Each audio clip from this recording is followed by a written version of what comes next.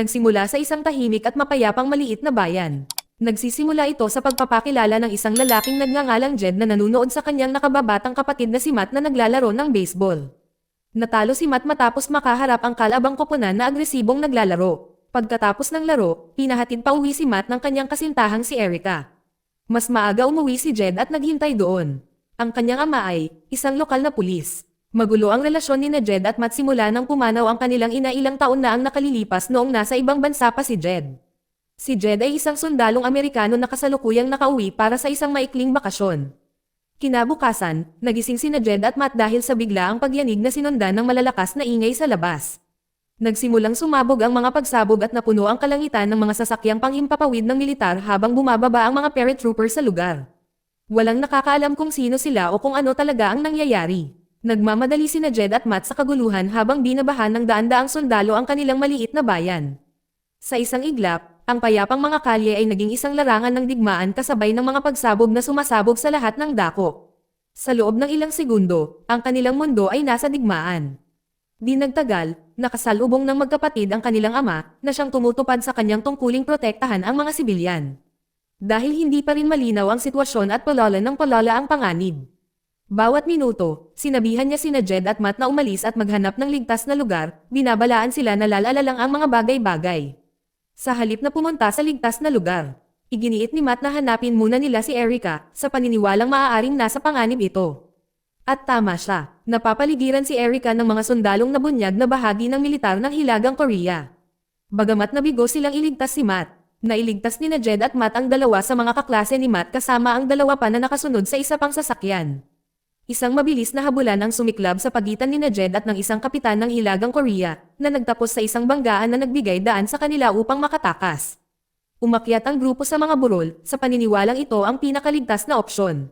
Nakarating sila sa isang kubo na pagmamayari ng isa sa kanilang mga kaibigan na nakatago sa kaibuturan ng kagubatan. Dahil wala nang mas mainam na alternatibo, nagpasya silang manatili roon habang naghihintay ng anumang impormasyon tungkol sa kung ano talaga ang nangyayari. Para makasiguro, inabutan ni Jed ang bawat teenager ng baril.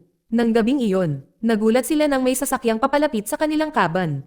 Hindi na hinintay ang mga tagubilin, isang batang lalaki na nagngangalang Pete ang nagpaputok ng isang bala na muntik nang tumama sa ulo ni Jed. Agad siyang dinasarmahan ni Jed ng armas na halatang ikinalungkot ni Pete. Lumalabas na ang sasakyan ay kay Annie, ang nakatatandang kapatid ni Erica. Gayunpaman, si Erica mismo ay nabihag ng mga puwersa ng Hilagang Korea, at walang nakakaalam kung ano ang nangyari sa kanya simula noon.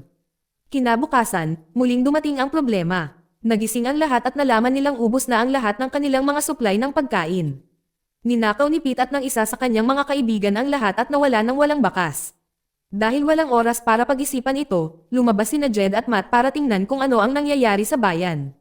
Nakababahala ang kanilang natuklasan. Halos buong lugar na ngayon ay nasa ilalim ng kontrol ng mga puwersa ng Hilagang Korea.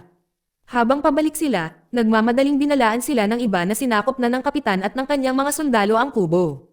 Mula sa mga palumpong, matamang pinagmamasdan ni Jed at ng grupo, sinusubukang alamin ang susunod na galaw ng kalaban. Nang mapagtanto ng kapitan na sila ay binabantayan, nagpasya siyang hilahin sila palabas sa pamamagitan ng pagtawag sa alkalde ng bayan. Ang anak ng alkalde na si Daryl ay isa sa mga kaibigan ni Matt na nagtatago kasama nila. Ipinakilala ng alkalde ang commander ng Hilagang Korea na si Kapitan Cho, at hinimok ang grupo na lumabas ng mapayapa upang maiwasan ang karagdagang pagdanak ng dugo. Ilang sandali pa, iniharap din ng ama ni Jed at Matt at pinayagang magsalita gamit ang loudspeaker. Hindi tulad ng alkalde, sinabihan niya ang kanyang mga anak na magtago at ihanda ang kanilang sarili sa pakikipaglaban. Binalaan niya sila na lalala lamang ang sitwasyon at ang lupain ng Amerika ay maaaring tuluyang mapasailalim sa kontrol ng Hilagang Korea. Sa harap mismo ng mga mata ni Jed, pinatay siya ni Kapitan Cho habang nagpupumilit si Jed na patahimikin si Matt para hindi sila matuklasan. Kapag umalis na ang mga sundalo, hindi naligtas ang kubo. Alam ni Jed na hindi na sila maaaring magtagal pa roon, kaya nagpasya siyang ilipat ang grupo sa isang bagong lokasyon na nagbibigay ng mas mahusay na proteksyon. Bilang paggalang sa mga huling salita ng kanyang ama, ipinangako ni Jed ang kanyang sarili na ipagtatanggol ang kanyang bansa, anuman ang kapalit nito. Gamit ang kanyang karanasan bilang isang sundalong subok sa labanan, sinimulan niyang sanayin ang mga teenager na gumamit ng mga baril at palakasin ang kanilang mentalidad para sa totoong labanan. Ang pagsalakay ng Hilagang Korea ay hindi tungkol sa pagpuksa ng mga sibilyan, kundi tungkol sa pagkontrol. Ang mga nakikipagtulungan ay naliligtas. Gayunpaman, ang ginagawa ni Jed at ng mga teenager ay hayagang paglaban. Sila ay naging isang maliit ngunit determinadong puwersang gerilya na lumalaban upang mabawi ang kanilang tinubuang bayan. Pagkatapos ng ilang araw na pagsasanay sa kagubatan, si Matt at ang iba pang mga teenager ay nagsimulang magmukhang handa para sa totoong labanan. Magaspang pa rin ang kanilang pagpapaputok, at malinaw na kailangan nila ng mas mahusay at mas tumpak na mga armas. Iisa na lang ang pagpipilian nila, ang bumalik sa lungsod para kumuha ng mga armas mula sa mga tropang Koreano. Ginamit nila si Annie bilang pain, na humihikayat ng isang maliit na grupo ng mga sundalo sa isang liblib na lugar. Habang naghihintay ng pagtambang, mabilis na sumalakay sina Jed at ang iba pa at natambo sila. Para sa karamihan ng mga teenager, ito ang unang pagkakataon na nakapatay sila ng tao, ngunit nagawa ni Jed na mapanatili silang kalmado at nakapokus. Ang misyon ay isang tagumpay. Kasama ng mga armas, na-recover din nila ang mga C4 explosives na maaaring pasabugan ng malayuan. Bumalik ang grupo sa kagubatan upang planuhin ang kanilang susunod na hakbang. Habang naghihintay ng tamang sandali, patuloy na sinasanay ni Jed si Matt upang mapabuti ang kanyang pag-asinta, gamit ang pangangaso bilang pagsasanay sa pag-target. Para maibsan ang tensyon, ginawa ni Jed ng maliit na biro ang kaibigan ni Matt na si Robert, na sinasabing umiinom ng dugo ng osa ang mga sundalo kapag kapos sila sa tubig. Sa halip na takot, nagtatapos ito sa tawanan, na panandali ang nagpapagaan ng loob. Habang natutulog sa loob ng isang abandonadong lagusan, nahihirapan si Matt na magpahinga, ang kanyang mga iniisip ay patuloy na bumabalik kay Erica, na hanggang ngayon ay nawawala pa rin.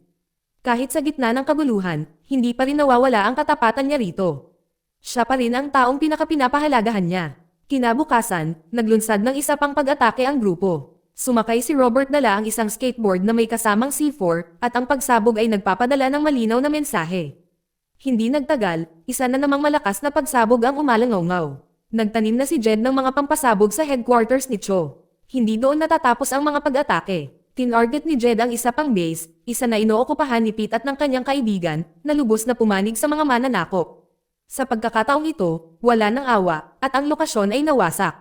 Di nagtagal, aksidenteng napadpad sina Robert at Daryl sa isang kafe na bukas pa rin, puno ng mga sibilyan na piniling makipagtulungan sa mga North Korean. Sinamantala nila ang pagkakataon para kumuha ng pagkain at tumakbo pabalik sa kagubatan sa pinakamabilis na kanilang makakaya. Pagbalik sa kampo, sinabi ni Matt kay Jed na nagmamasid siya sa lugar at nalaman niyang may nakatakdang isang mahalagang talumpati kinabukasan sa ganap na 2:00 ng hapon. Plano ng mga hilagang Koreano na ipahayag sa publiko ang kanilang kontrol. Pero hindi iyon ang pinakamahalaga para kay Matt.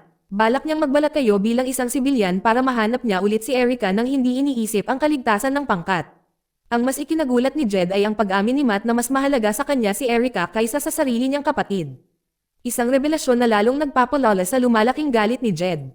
Kinabukasan, habang nagsisimula na ang kaganapan, sina Jed at ang iba pa ay nasa pwesto na sa loob ng isang gusali malapit sa entablado.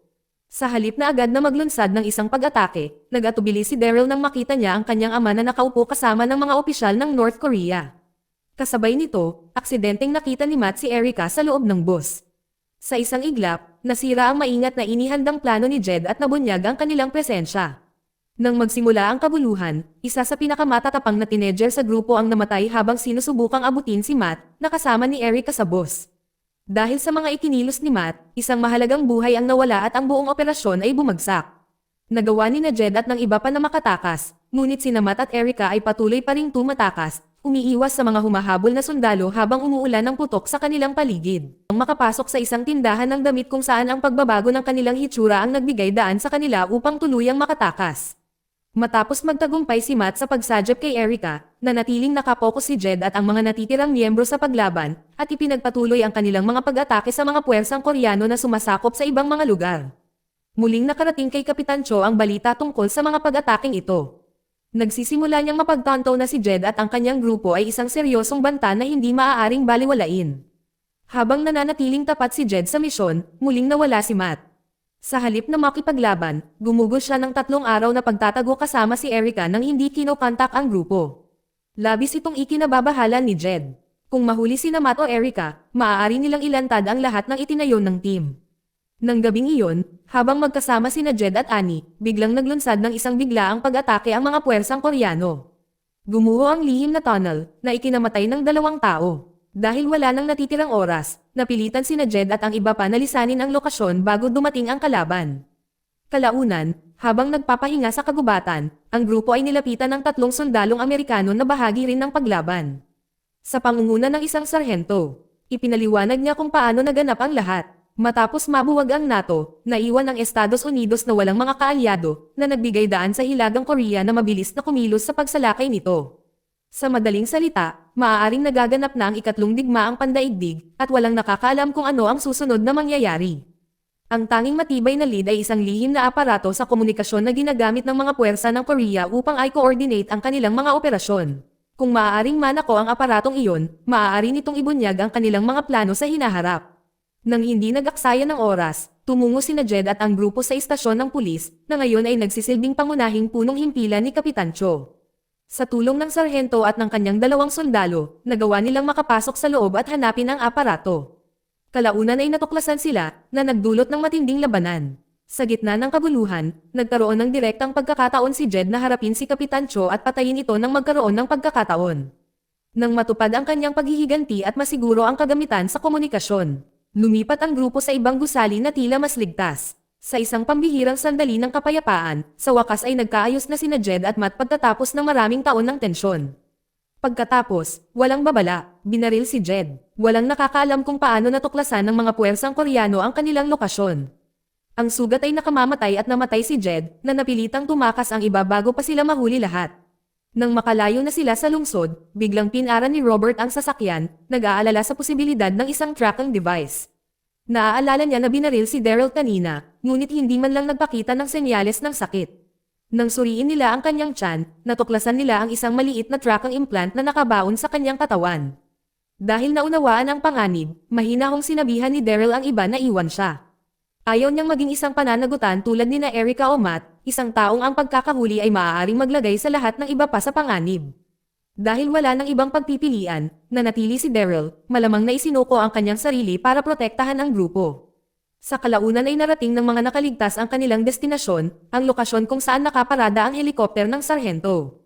Plano ng sarhento na lumipad upang magtipon ng mas maraming puwersang panlaban at nag-alok na isama si Matt at ang iba pa. Tumanggi si Matt, pinili niyang manatili sa kanyang bayan hanggang sa ito ay tuluyang mabawi. Hindi nagtagal at nakarekrut na sina Matt, Erica, Annie, at Robert ng mga bagong miyembro. Nagbigay si Matt ng isang makapangyarihang talumpati, na nagpasiklab ng damdamin ng nasyonalismo at pagkakaisa, na nanguna sa pag-atake sa isang base ng Hilagang Korea upang mabawi ang kanilang lungsod. Ang susunod na mangyayari ay hindi napapansin habang patapos na ang pelikula. Sa sandaling pinalaya ni Matt ang mga nabihag na bihag, malinaw na malamang nasasama sila sa kanyang layunin, magkakasamang magtutulungan upang palayasin ang mga mananakop mula sa kanilang maliit na bayan. Dito nagtatapos ang kwento. Salamat sa panonood kaibigan.